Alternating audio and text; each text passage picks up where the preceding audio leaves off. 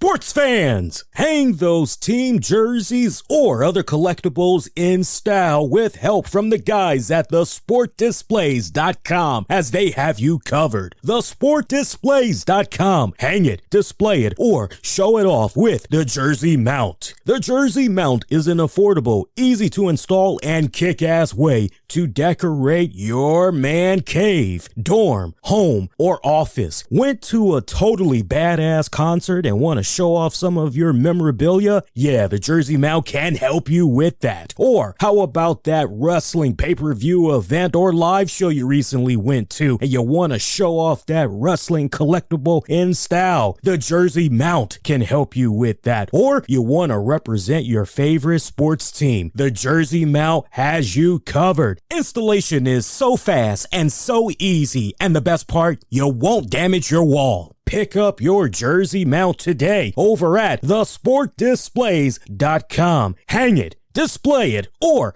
show it off with the Jersey Mount at thesportdisplays.com. Get yours today at thesportdisplays.com. Thesportdisplays.com. One more time, thesportdisplays.com. Booyah, and it's time for the Game Sports Show. It is your host, David McCaig Jr., bringing you a special combined edition of the Game Sports Show featuring Strike Zone and Top Shelf. And firstly, we're going to be going into the Strike Zone edition, technically episode 5 still, season 2, and I'm joined by Connor Henderson. The one and only Connor Henderson is what I should say, pardon me. Connor, my friend, how's it going? Doing great, Dave. Can't wait to chat about some hot playoff action coming up.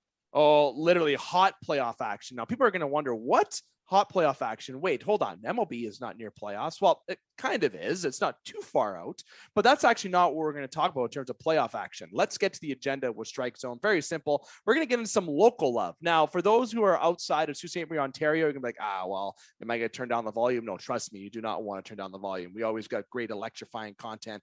So we're going to get into some local Sault Ste. Ontario baseball, the features around the league in terms of Sioux Ball through SiouxBall.com. And we're going to get to the men's league, the TGEM Pandas team. Yes, we'll get to that as well. We'll get into the MLB, lots to get into: the wild card, the race, the around the league, Joey Votto, Fernando Tatis, the Tigers, the Jays, all sorts of goodies to get into. Myself and Connor will, and we have about 15 to 18 minutes, and we're just about a minute in already, and there's a lot to get to. So we're going to dive right into it. And I must remind listeners, hit like, follow, and subscribe on all the Game Sports Show platforms, in particular the TGEM Network YouTube channel. Let me tell you, TGEM is going to be coming in hot, even more so going into the end of 2022 and upcoming for 2023.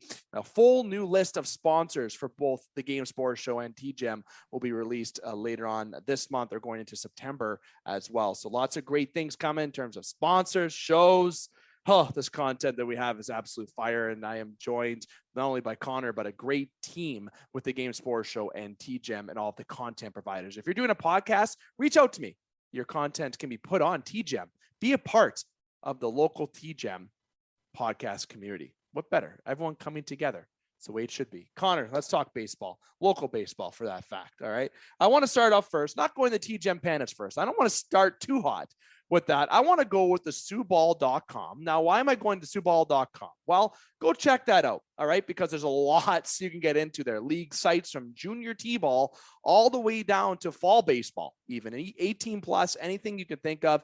They also have some latest news on there. 2023 Sioux Black Sox coaching applications are on there. That was just posted on August 12th. And it even shows the amount of people that are viewing. There's over almost 400 views on there already. So people are interested. There's under 9s, under 11s, the 13Us, the 15Us, the 18Us. There's coaching opportunities available. So if you are interested in coaching, there you are. And playoff schedules are posted for all the leagues as well, including the 18 plus league as well. And the 18 and under Black Sox win the Leamington Lakers Invitational. That was back on August the 9th. So there's all the news on SiouxBall.com that you require is exactly what I'm saying. And even you can go to the left of the screen, manage subscriptions, sign up to receive email or text messages from the teams you want to follow. Text messages and emails. If you can't click on a computer, you got a phone beside you all day, you got your email, I know I got an email. You can get all the notifications that you desire, and the playoffs are underway for all the leagues. And Connor, you've been a part of the Black Sox organization as a player. You've assisted on the coaching side, and obviously this year you've taken a back seat, not and more so observing the game while you were in the Sioux this summer before you moved officially out of town. The season goes by quick for baseball. Truthfully, when you think about it, you compare it to other leagues here in Sault Ste. Marie and even throughout Canada, Ontario, United States, anywhere. Baseball seems like a shorter season for the youth, and you compare it to hockey, or if you compare it to basketball, soccer, football in particular, especially from the United States, baseball seems like a little bit of a shorter year, doesn't it? Especially in Northern Ontario, and it puts our teams at a disadvantage in general, insofar as we have shorter times outdoors on the fields because we have long winters with tons of snow, and teams down south get to get on their fields and start their schedules much earlier. But on the positive end, the great part of having all these different sporting communities in the Sioux is you get a lot of athletes with a lot of different skills.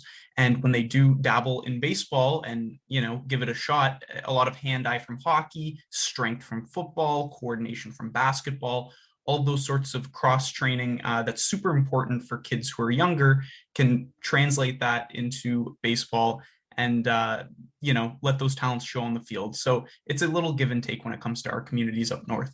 Now, let me ask you, I know this will probably warrant a longer conversation, but we have a lot of American listeners, of course. If anyone looks at our analytics, you got obviously local region, we look at Southern Ontario, absolutely. Then you check out the Michigan side, especially, that there's a lot of listeners. So the United States and Canada and VADE are listening, but also we've touched all corners of the globe, which is cool. But the reason why I bring up that is the United States, baseball and football, right? Like you got football, you compare it to here in Canada.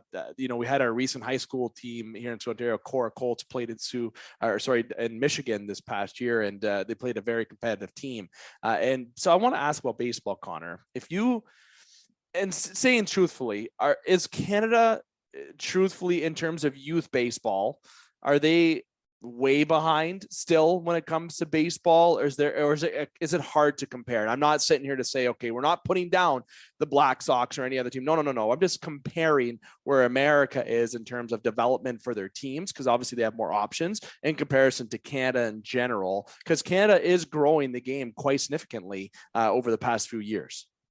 Yeah, I'd say the gap is getting smaller by the year, but it's slow moving. And other sports like basketball and soccer in Canada are closing those skill gaps with the United States much faster, because they're easier for kids to pick up, who've immigrated oftentimes into Canada and are new to the country and the community. A sport like basketball that's often run through high schools is sometimes easier to get kids involved in. But baseball's great. It's one of the cheaper sports, especially in Sault Ste. Marie, compared to sports like hockey, where your gear alone will cost you more than your entire season will in baseball. That's one of the great things that baseball does in Canada, and especially up north. Definitely. Now, and you've been a part of Sioux Ball. They have a great website. They're really well put together. They have been, and there's been a lot of upkeep and renovations to the new ball field. And speculation occurs that there'll be a new scoreboard there for the next men's open game. So it's a continuous improvement that they have had. So lots of playoff action. I can get into a lot. Connor, I don't know if you want to give any special love to any particular teams. I'll give you a moment to do that in just a second, in terms of maybe potential schedules or updates that you would know more potentially than myself. But they can find all the information they require on the website, and it's well posted and well communicated, and it is improving with that. But we have some good teams, and it is playoff season in baseball in all of Ontario, but in particular, we're talking about Sault Ste. Marie. Yeah, absolutely. I think the website can do a better job at laying out the schedule than I can, so I'll defer to them. But in the meantime, be sure to go down to the field, check it out, get involved, and have some fun. Summertime is almost over. It's already at the end of August, almost, people. So get out and enjoy baseball when we can. But now, speaking of this, still, I want to transition to the men's open because a couple of reasons. One, the Game Sports Show used to sponsor the men's league team that was in the 18 over because yours truly and yourself, Connor, were on the team. And we transitioned the name this year from the Game Sports Show Renegades to the TGEM Pandas. So the Game Entertainment and Media Pandas. And we've had some good years over the past 4 years, and some years where we're under 500 and we made the finals a couple of years and didn't win. The TGEM Pandas end of the year, based on my calculation, I know people are going to message me if I'm incorrect, but 12-2 on the season. And there was a couple games that were canceled that didn't end up getting rescheduled because of the Crunch 4 schedule. Pretty good season. That's a pretty good season for the Pandas. And we've actually had a couple players that have signed with the Sault College team here in Sault Ste. Marie, Ontario, because they're now doing a Sault College team. And we have a very good core of young guys and a little bit older. So it seems like a TGEM Pandas dynasty might be in the future as long as the men's open league continue to get teams. There were 4 teams this year, 3 technically in the 18 over. Then we had the 15 under Black Sox in there that were great ball players, man. The future looks bright. They have really good players on that team. And the TGEM Pandas finishing first. Playoff action starts for the TGEM Pandas and in the men's open league. And getting to that, I'll say the schedule quickly because there's 3 games. Starting on Monday, August 22nd, the TGEM Pandas will be playing the Donuts, and all the games are 7:30 starts. Thursday, August 25th against the Hellcats. And then on Monday, August 29th, they'll be against the Hellcats. August 25th is actually Hellcats against the Donuts. My apologies. And then Monday, August 29th is the Pandas against the Hellcats. So again, the Donuts and Pandas on the 22nd, Hellcats and Donuts on the 25th. And then you have the Pandas and Hellcats on the 29th is a schedule that was released. And the games are 7:30 starts. Thursday, September 1st is the championship game as they do a round robin type scenario for the 3 teams. And the TGEM Pandas go in their first place. They're favorites to win this year, which is obviously great. But even the averages, Connor, I want to get into. Everyone on the Pandas was absolutely hot this year. Ashley Hoff, who was arguably one of the top players, if not the top player on the TGEM Pandas, who was actually going to be out for the remainder of the season due to a hand contusion, I would like to call it, finished the season with a .640 average and 1 home run, and he had 21 RBIs and 16 hits in 9 games. Hoff went off. Brad Gerhardt had a .515 average. JJ Bergman, who is a very good ball player known locally, .467 average, and the list goes down. Now, this is the first year I didn't finish in the top 5, but I still finished with a .364 average. And for me to finish in the middle core of the team, that explains a first place team and how it is. Our lowest average on the team was a .276. What does that tell you? That shows you that the TGEM Pandas went off, and pitching was hot all around. And even Connor, I want to get into the pitching. Speaking of pitching, yours truly went in for the season finale, pitched 3 strong innings, couple strikeouts, and 1 hit baseball on an 18-3 rout of the TGEM Pandas going over the Donuts. But I went in there and I wish you could have been there to see it, my friend. But there's the stats, there's the playoff schedule, there's everything that people want to know about the 18 over league. Get out and watch it and come check out the TGEM Pandas. They're hot, Connor? It's just great. Yeah, absolutely. It's really great to see you guys finally succeed now that I've left the team. I think is this your first ever pennant? Yeah, this is the first one, the first place finish of the team. Yeah. You gotta get a banner, Dave. See, and people were chirping the Game Sport, changing the name to TGEM Pandas. And look what happens when you switch to the Pandas. First place, rolling into first place. Gotta love it. Gotta love it. But I wish you were there to see the pitching matchup, Connor. I wish you were there to see that. That was for you, that pitching out of me. Aww. Pitching 3 strong innings. 4 years ago, I would have laughed in your face saying that. Well, I appreciate it that you want me to see that, Dave. I like to see you succeed. It's fun. I love when you get the boys fired up, and I'm glad it's going well. That's great. It's great. And believe it or not, each inning that went off, because it was a no-hitter till the third, I didn't talk to anybody. I kept it serious as a joke. I kept it serious as a joke, jumping over the line on the field. It was fun. The season's been great. But we've already eaten up 12 and a half minutes. I just want everyone, I wanted to give a lot of local love. Sioux College Cougars doing a team now. Baseball's growing here in the Sioux. The men's league is great. If you're interested in signing up, reach out to me. I'll help you defer. If you're interested to play, I'll help you. Anything that's help continue to grow baseball here in Sault Ste. Marie and in all communities. If you're from out of Sault Ste. Marie, whatever we can do to help, I will, or any suggestions, we will. But baseball is a very enjoyable sport in the summer. So make sure you get out and start swinging those bats. Major League Baseball, Connor, we got a good chunk to get into in such short time. So let's get into it. I'm going to just go around with a little bit of an update. Currently, we're here recording August the 17th at 6:54 p.m. The division leaders in the AL, you got Houston, the Yankees, and Cleveland. In the NL, you got the Dodgers, Mets, and Cards. For wild card teams, Seattle, Tampa, Toronto. And then you got Atlanta, Philly, and the Padres on the other side, with people knocking on the door, such as Minnesota, Baltimore, the White Sox, and the AL. And you got Milwaukee and San Fran, sort of.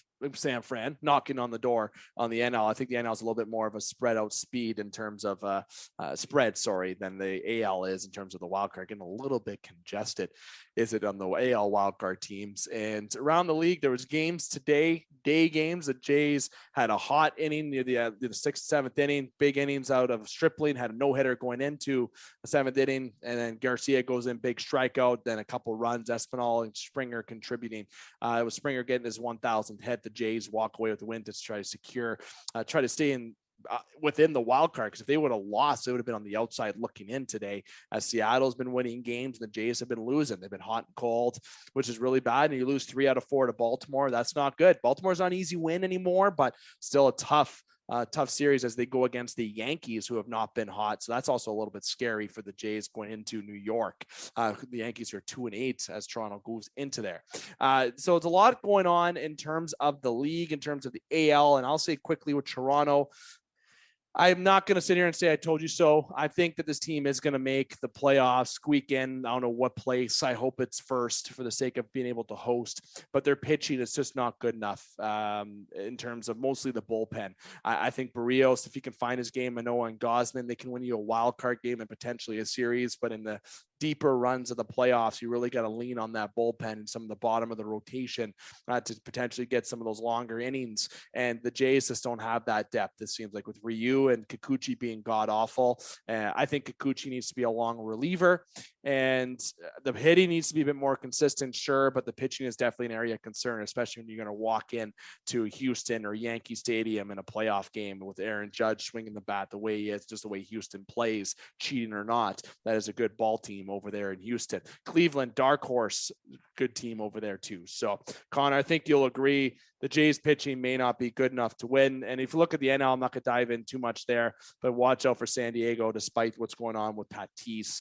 Whoever plays San Diego on that wild card, or I think it'd be very hard to see not San Diego come out of that wild card team, but crazier things have happened. Atlanta is still a solid ball team, but Toronto, Connor, they're not looking too promising on that pitching end to succeed in the postseason. No, and it sucks too, because guys like Kikuchi, I mean, they gave him about as much money as the Edmonton Oilers gave Connor McDavid on a per annual salary basis, but it just unfortunately, it's just not paying off. So we'll have to see if they can, pull a rabbit out of their hat and make a nice run here. But it's looking pretty thin right now. Definitely. And you got to get into the playoffs, even though speaking of it, and they got to make up something there very quickly. And they should have did more. When I see teams like Minnesota getting Lopez or Iglesias moving on, and some of the Tigers relievers that they could have gotten, that would have really helped the Jays. And that still bothers me to this day, but good luck to the Jays as they go into New York, going into the weekend. Connor, we have Votto, Tatis, and the Tigers GM to get into. Let's go to the Tigers first. I'll let you talk about the Tigers briefly. All right, so this is not as pressing news as the Open League playoff run. I'm going to warn everybody right now. But the Detroit Tigers have fired longtime GM, 7 years, Al Avila. He's gone. See ya. I just wanted to quickly note here some of his worst moves before we quickly transition to Tatis. Here are the worst dids. He did trade G.D. Martinez for Dowell Lugo, who Sergio Alcantara, who? Jose King, who? The best hitting deadline acquisition in the history of baseball went the other way. I think he hit 30 home runs post trade deadline that season. It was ridiculous. All right. Second worst did Justin Verlander trade. Three prospects coming back. One has Tommy John. The other hasn't pitched in 3 years. And the third one's fringe outfielder. The worst didn't. He didn't trade Mike Fulmer in 2017, coming off of his rookie of the year pitching performance and all-star appearance, even though the team was heading into a rebuild. Why were you holding on to him? He didn't trade Matthew Boyd, who was at the top of his game 3 or so years ago when the window was available, even though we hadn't come close to finishing the rebuild. And worst of all, the prospect development that we've been waiting for over the greater part of this last half decade has resulted in a couple burnout first-round draft pick pitchers. The only one who's been consistently successful, Tarek Skubal, wasn't even a highly touted prospect move from Alavila in the first place. You could almost attribute it more to luck than skill. And Spencer Torkelson had to get sent down to AAA because they probably brought him up too quickly. There goes Alavila. There goes my hopes and dreams. It's been fun. 7 years without a playoffs for Alavila and the Detroit Tigers. Yeah, you entered into a rebuild, but you bring up a good point about Fulmer. And even this year's trade deadline, they could have moved a bit more arms to get something for nothing, basically. And I feel like the Tigers didn't do that. It was effective immediately. Bye-bye. See you later. So it's very, very interesting to see who they might bring in. Is there any rumors, Connor, quickly about who that might be replacing him? Or does that still be TBD? Yeah, this is TBD for now. Maybe you and I. Just kidding. No, it's not. That's not a thing. You got Tatis and Votto. I'm actually going to go to Votto first before Tatis. And I'm going to say quickly, Joey Votto is going to have season-ending rotator cuff surgery. And I bring that up in terms of news. We don't bring up a whole bunch of news on the show besides little updates on teams and standings. But he's 38 years old. He recently played his 1,989th game, which set a new Canadian record. He's been batting .205 this year, 11 home runs, 41 RBIs over 91 games, 16th season with the machine, the Cincinnati Reds. He's the Toronto native, selected second round in 2002. Okay, and he's won the MVP in 2010. He's in 324. Like in terms of has gone on to make 6 All-Star appearances, as well as winning the National League MVP award, hitting 327, 37 homers, and 113 RBIs over 150 games, is what I mentioned there, and that's as per TSN. For his career, he's batting .297, 342 home runs. So very impressive numbers does Joey Votto, and he's going to be missing the remainder of the year. And he had a very good quote on the Field of Dreams game where he gave love to his father. So it was he was picturing playing catch with his father out there, much like the Field of Dreams movie. Very good quote. But Joey Votto going down sad, but he just passed for the Canadian record for games played. That is so cool to see, and a lot of love for Canada here on the show a lot today. Finally, Fernando Tatis. Connor, take it away. Well, Dave, we got another scandal. Here we go. Kidding me on the Game Sports Show? Another scandal on Strike Zone? We love it. Let's go. We almost went 2 full episodes without getting one. Ladies and gents, Fernando Tatis gets dinged on PEDs. Now there's some conflicting stories. I think you've got a few headlines teed up. His dad has a wild claim, Dave. Do you have that one pulled up? I sure do. As per TMZ, 48 hours ago, as per this recording or from this recording, Fernando Tatis Jr.'s dad, which his dad's name is Fernando Tatis, fun fact, says fungus from a haircut led to his positive PED test. Okay. Talk about one sharp fade, Dave. They cut him right out of the lineup. I'm actually laughing at that. That's good. I like that. One sharp bald fade, man. Thank you. David Ortiz, MLB needs to have some regulations before they made public news like that one to Tatis Jr. I think they have handled the situation the right way. We can't kill our product. We're talking about an amazing player. That was David Ortiz, the one and only. I'm not bringing that comment out to Twitter. You have and Fernando Tatis blasts the MLB because it's a catastrophe for baseball. And it goes on. Sure, whatever it may be, will be. He might have, I believe he's going to be appealing the suspension. I'm not too sure. I don't have that for sure down, but there's either way. People are saying, oh, steroids, PED, it's his haircut, it's his water that he had in San Diego. Who knows what the story may be, but it's going to be interesting what happens there. But I do have a clip from Twitter that is a video that was sent by Connor, and I will be playing it as we go to break before we bring in, hopefully Dane Hantro is going to be joining us for our Top Shelf edition. If not, it's going to be yours truly, but nonetheless, we'll have a nice clip there from what Alex Rodriguez said, which I'm sure everybody has heard already or saw, but why not hear it? Because it's going to be good content overall. So, Connor, Fernando Tatis is going to be gone 80 games, though. Big loss for the Padres.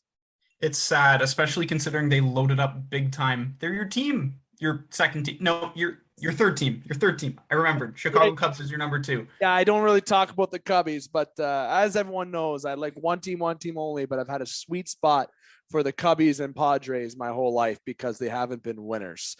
So that I like I like the teams that don't succeed a lot. And the MLB The Show 22 for PS5. Where's that studio from? San Diego. They produce some good ball game action. That is fantastic. EA should take some notes on how to do NHL for that, or maybe it should stop investing their money into too much into FIFA, and maybe spend the same into NHL. Because okay, I'm talking video games now. We're gonna stick to baseball. Strike zone. Padres are in trouble now with Tatis being gone, but they made some good moves at the deadline to hopefully balance that out. But to be missing Fernando Tatis, that's unfortunate. Very young superstar. But Connor, I'll say quickly before we go, when he got yelled at from his teammates after hitting that big home run, I understand it was an asshole move, but I almost feel like he's never been the same in terms of his attitude. And you got guys like Jonathan Papelbon who ripped into Fernando Tatis. Actually, I won't say that comment. It's worth the Google. NBC Sports, Jonathan Papelbon. That's a name I haven't heard in a long time. That's why I had to say it.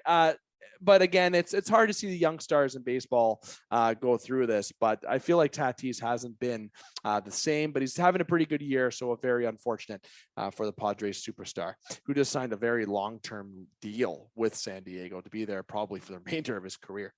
Connor, yeah, he got the bag, Dave. Now, like whatever he's doing now, he can get off of. He got his money. So he got his money. All right, he got his money. Maybe he can send a little bit over to me and TGEM, the Game Sports Show. You know what I'm saying? I'd love that. Send that on over. Okay, send that on over. 23 years old. Oh, the guy is born January 2nd, 1999. He's 8 years younger than I am. 23 years old, making millions of dollars. And true or not with the PEDs, just don't even go near it. Cut your own hair if it was the hair. I don't care. Buzz it. You don't even need to cut your hair. You have a bun all the time, Tatis. My goodness. Anyways, Connor, strike zone. We're hitting the time limit. We went about 5 minutes overdue, which is usually better than normal for us. So, Connor, it's been a pleasure touching base with you here today on Strike Zone. We're going to do it again. It'll be after Labor Day as we get into the postseason push. Sounds great, Dave. Can't wait to see you then. Awesome. So we're going to go to break, but before we go to break, we will have that clip that I promised you. And then, of course, some quick little message, or maybe two, whatever time allows, because we don't like to have too long commercials here on the Game Sports Show. TGEM, you're here to listen to a podcast. We don't want to do a lot of that, but we got to give love to our sponsors. When we come back, we're going to have Strike Zone. It seems like it will be just yours truly for Top Shelf. My apologies. But hopefully Dane gets a message to me before that. If not, you get to hear my voice more here on the Game Sports Show, combined edition of Strike Zone and Top Shelf. Do not go anywhere. Sports fans, hang those team jerseys or other collectibles in style with help from the guys at thesportdisplays.com, as they have you covered. Thesportdisplays.com. Hang it, display it, or show it off with the Jersey Mount. The Jersey Mount is an affordable, easy to install, and kick-ass way to decorate your man cave, dorm, home, or office. Went to a totally badass concert and want to show off some of your memorabilia? Yeah, the Jersey Mount can help you with that. Or how about that wrestling pay-per-view event or live show you recently went to and you want to show off that wrestling collectible in style? The Jersey Mount can help you with that. Or you want to represent your favorite sports team? The Jersey Mount has you covered. Installation is so fast and so easy, and the best part, you won't damage your wall. Pick up your jersey mount today over at thesportdisplays.com. Hang it, display it, or show it off with the jersey mount at thesportdisplays.com. Get yours today at thesportdisplays.com. Thesportdisplays.com. One more time, thesportdisplays.com. All right, Dave, chill. Let me just say something real quick. Everybody should go follow living.sisu. So living.sisu and download our new app for unreal discounts on sports equipment. That's it, man. All right, I'm done. You can go on with your show, Dave. Hi, this is Joe Bowen, and you're listening to the Game Sports Show from Sault Ste. Marie. Welcome back to the Game Sports Show. It is your host, David McCaig Jr., bringing you the top shelf edition of the Game Sports Show. This is actually technically Season 2, Episode 15, the season finale of Top Shelf. Now, before I get into the edition, I just want to say that Dane Hantro did actually do a recording with yours truly for approximately a half hour, and unfortunately, we were unable to retrieve that recording. So we did have somebody joining yours truly. However, it will be just yours truly for this edition doing a re-recording of Top Shelf. And I promise I will get into everything that we did talk about, Dane and I, and it will be a bit more brief, of course, since you will have just the one voice. Now, before I get into the topics that we'll be discussing here on Top Shelf, I want to just let listeners know that I did ask Dane a pretty interesting question. Goku or Superman? Who would win in a fight? And Dane did pick Goku for that fight. And I'm going to have to say that I agree. And we did discuss some Dragon Ball Z memories. Now, what does that have to do with hockey? Absolutely nothing. But we like to talk about random points to begin a segment here on the show. So comment below on what you think. I'd be very interested to know who you think would win that fight. But now I'm going to transition to our topics. We're going to get into something related to the Edmonton Oilers. We're going to get into some World Juniors, NHL updates, and I'm going to give a little bit of a delayed reaction with the Calgary Flames and the Florida Panthers trade before we wrap up the Top Shelf segment here. And we're going to do it in about 7 to 10 minutes here on Top Shelf. And as I mentioned, I did do a lengthy recording with Dane, but unfortunately we were unable to retrieve that recording, so you do have just yours truly here. Make sure you like, follow, and subscribe on all the Game Sports Show and TGEM platforms, including the TGEM Network YouTube channel. Now, I'll get into the Edmonton Oilers. They had an unfortunate passing with Ben Stelter. Very tragic. It's just not fair. Life is just not fair. And for the entire season, Ben was a lucky charm for the Edmonton Oilers.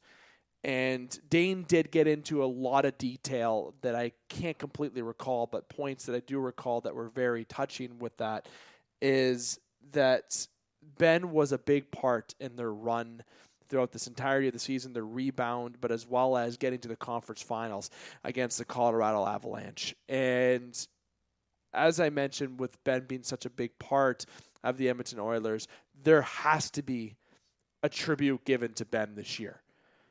And the tribute, I think, shouldn't just be a patch, a name on the helmet.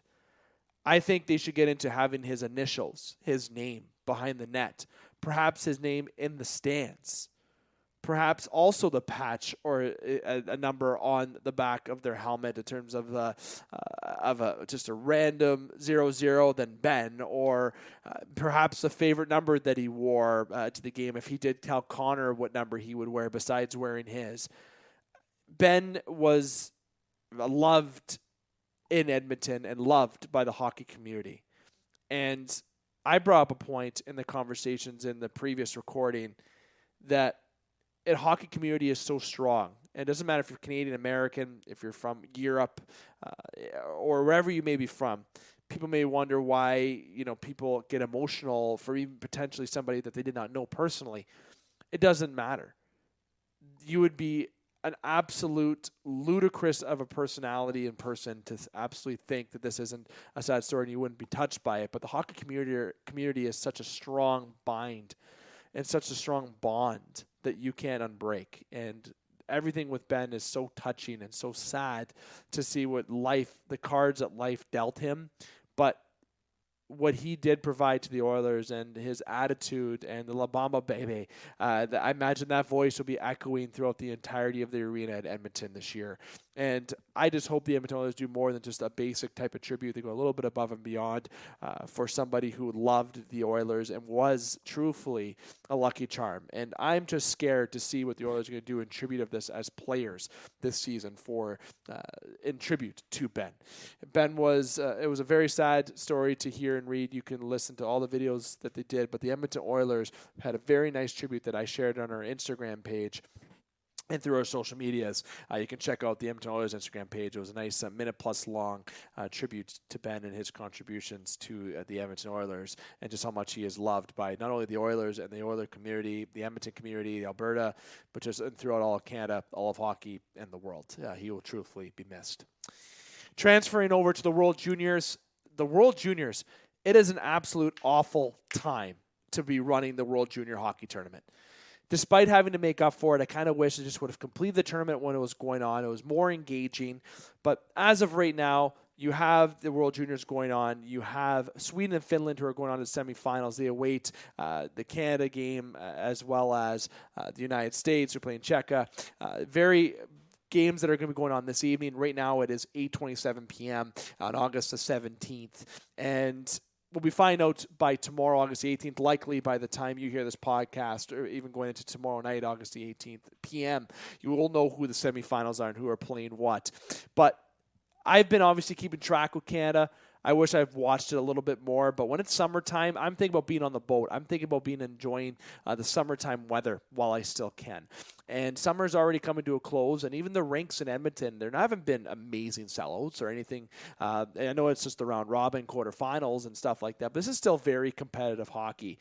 And why the World Juniors are running at this current time, despite and continuing what was, they truthfully shouldn't have done that. They should have either continued what it was when it was, or they should have just let it be and move on to when it comes back in November. In December.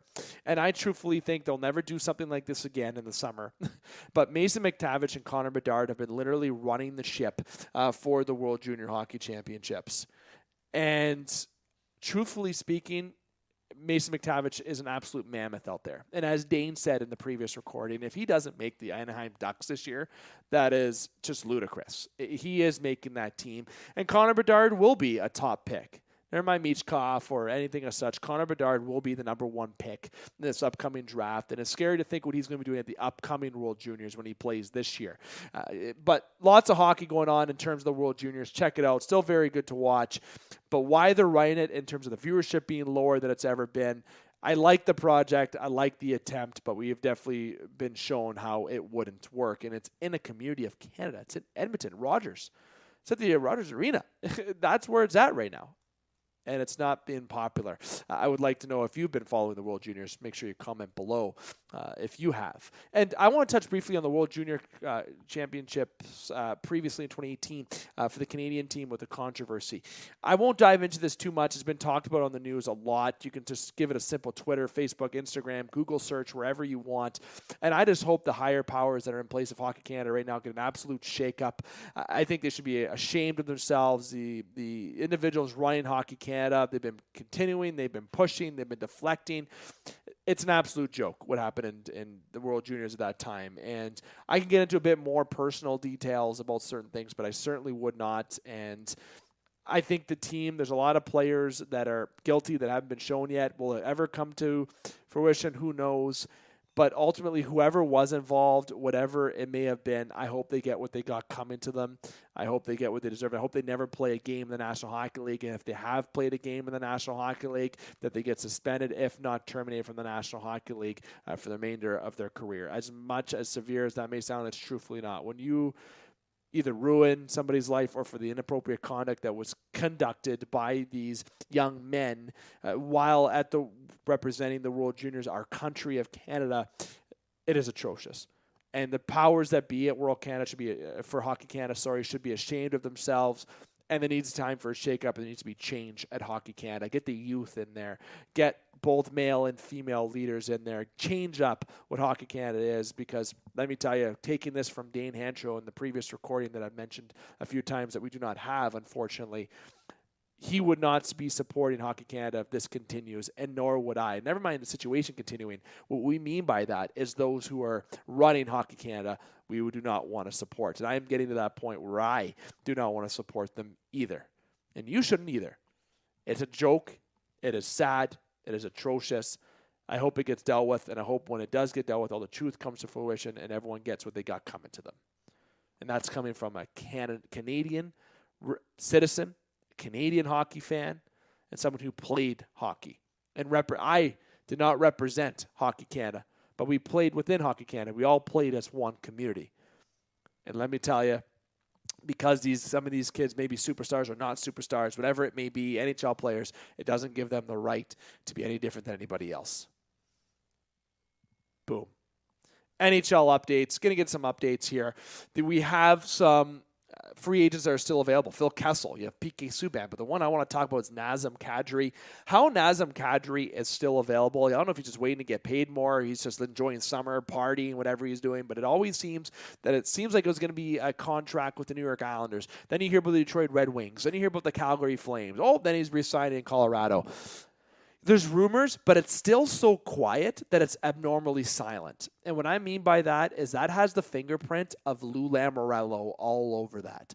To see Nazem Kadri join the Islanders, I think that makes sense. I think it's a fit. I think they're trying to move some salary cap space, a.k.a. Josh Bailey, to maybe sign him for the same contract, if not a little bit more. Nazem Kadri is looking for north of $7 million.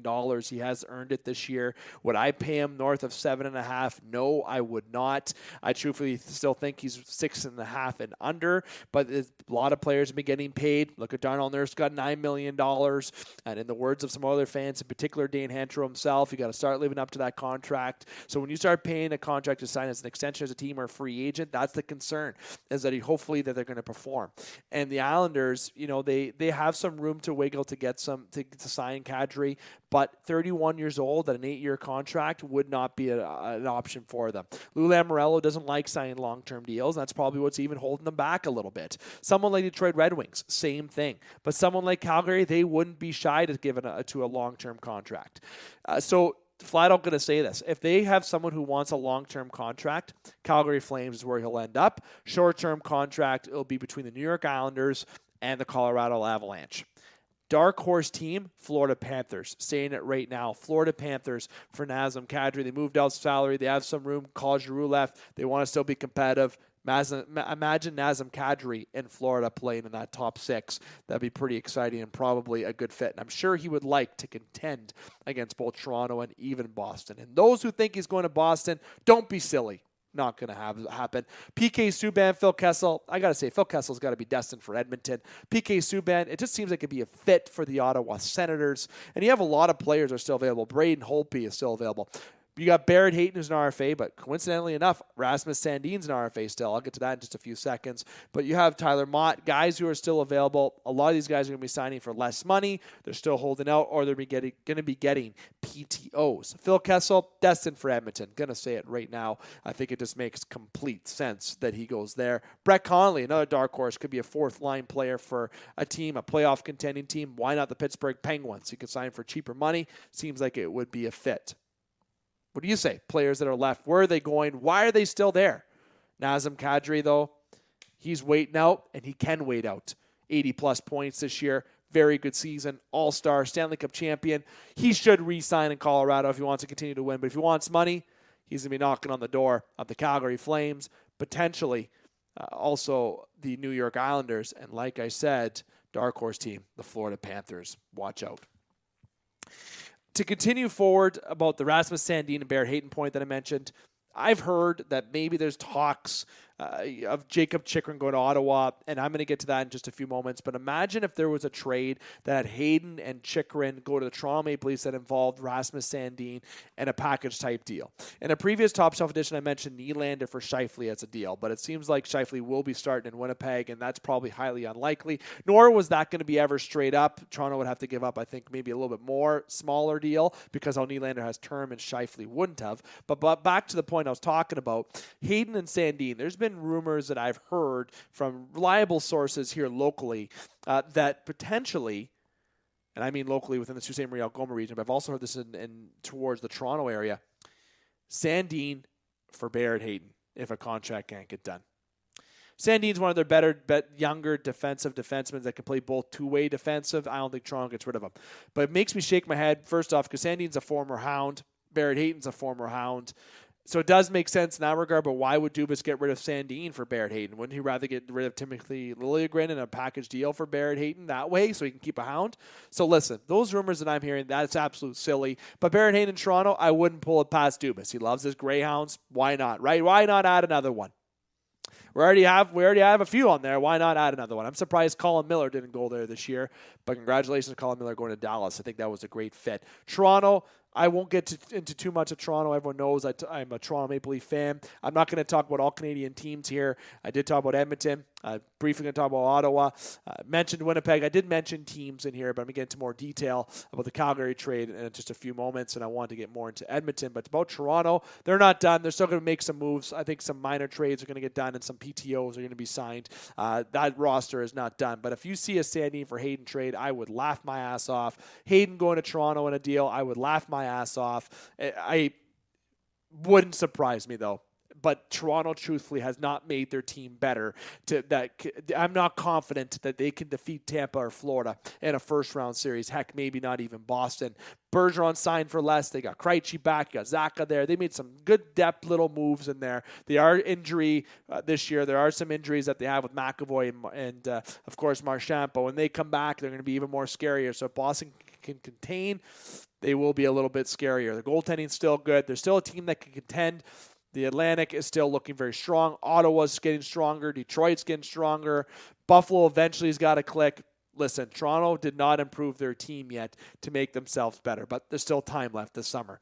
Calgary, Florida trade. I'll say right now, the trade with Weegar and Huberdeau, what a great trade that was. Tree Living definitely bounced back after losing Gaudreau to the Columbus Blue Jackets. We haven't really talked about that too much on this show, in too much extent. We did previously on the previous edition through our Head Scratchers title, but Gaudreau and Tkachuk, in the words of many members on the staff of the Game Sports Show, chicken shits is what they're called. But Gaudreau going to Columbus, what a head scratcher that was. But to Tkachuk signing long-term in Florida. Long-term, Florida looks like they might win because Huberdeau's a little bit older. But getting Huberdeau, getting Weegar, getting the picks Calgary did, they did fantastic, especially re-signing Huberdeau long-term. I still think if they can, Monahan moves over to LTIR, they can still use a center. I think Kadri be a perfect fit in Calgary to reignite and continue the Battle of Alberta. Gaudreau, Tkachuk leave because they're so afraid of playing Connor McDavid and Leon Draisaitl for many years to come in the playoffs. Gonna say it flat out right now. Back to what I was saying about Ottawa for a few seconds. Chychrun, he will end up potentially, where am I going to say? I would love to say Toronto. I would even say LA. Dark horse team. Love my dark horse teams. Ottawa Senators. The rumors, I think Ottawa can offer a couple first-round picks, not this year, the first next year and the year after, and they can throw in Nikita Zaitsev and Shane Pinto. That gets them a defenseman and potentially a younger player to go over there and play in Ottawa. Gets you that defenseman to replace, a young player to go in the top six, and future assets for a player that you're not going to be able to keep. They may have to throw in a little sweetener in there still as well. Not too sure if that would be required, but I think that may be enough to get Chychrun to go over to the Ottawa Senators. And if Ottawa gets Jake Chychrun like I predict, or from what we're reading, it's going to be absolute bonkers in Ottawa, and that team is just getting better. And the Atlantic gets even better than what it was. God, Ottawa is going to be very exciting to watch very, very, very soon. I'm telling you right now, watch out. This is the last episode of the Top Shelf edition. And as I mentioned at the beginning, I wish I did have that previous recording because Dane and I didn't get into a lot. But I wanted to touch on every topic that we did talk about and every point that I had with some brief comments from Dane. So hopefully you're able to enjoy hearing my voice for approximately just under this 20 minutes here of the Top Shelf edition season finale, season 2, episode 15. And when it comes to October, there will be a season 3. Technically, it is season 6 of hockey. We've been doing the hockey edition for the Game Sports Show going into 6 years now. The Game Sports Show has been around since 2015, but we started doing hockey shows in late 2016, and there was going into towards 2017. So officially as a season, it is season 6, but it has been talked about on radio for 7 years. 6 years of hockey editions itself, 7 years of talking hockey in multiple segments here on the Game Sports Show. We have had the pleasure enjoying it with you every each way, and we appreciate the support. But Top Shelf Season 2, this is the finale, episode 15, 15 episodes. We'll be back in October for early October, late September even, is what I should say, for season preview, Season 3, Episode 1. Technically the 6th season, but also technically the 7th year of talking hockey on the Game Sports Show. A lot of technicallys in there. 1, 6, and 7. Those are the numbers that you just need to remember for the Game Sports Show when it comes to the Top Shelf edition. It has been great. I appreciate what everyone does here on the Game Sports Show in terms of the hockey edition, especially with Dane, with Alex Parr, Justin Heichel. Alex Flood does a great job, not only just on these shows, but all other shows, including the video uploads for the special edition uploads. Brendan Brooks, Scott Nason. We got a crew here on the Game Sports Show, and we have a lot more editions still coming up this summer. We're going to have more Strike Zone editions, the 1400 AM editions. Soon to be in September, you're going to be having In the Pocket come back, and like I said, just around the corner from that, hockey. And, of course, we have our full-time edition, and we are going to be talking more basketball on the show as well. Oh, my goodness. Lots of content still going on and upcoming. Vacation this year has been basically non-existent, which is great because we're able to provide everything that you desire from baseball, hockey, football, basketball, soccer, everything that you require all in one spot here on the Game Sports Show. And speaking of one spot, go over to the TGEM Network YouTube channel, variety of podcast categories and content for you to enjoy. If you're interested in doing a podcast, reach out to yours truly. I will air your content for free on the TGEM Network YouTube channel. Just reach out to me and we'll talk further.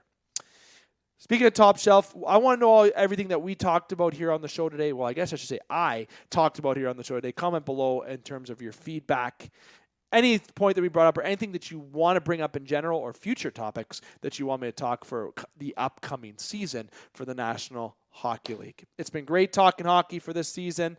We'll be back when the puck drops next year, but there's still more Game Sports Show content, as I mentioned, to come your way. I want to remind listeners here that not only to support us on those platforms, but also social media. All the content gets up there as well. And to make sure that you stay safe and enjoy the remainder of your summer, especially if you're in Canada. It goes by too quick, so enjoy it. Again, thank you for tuning in to the second part of the show. It's been the Strike Zone Top Shelf edition combined. This has been Top Shelf for this portion. And I'm here to remind you, keep your stick on the ice, swing your bats, catch your touchdowns, drain your threes, and shoot your shots. Booyah.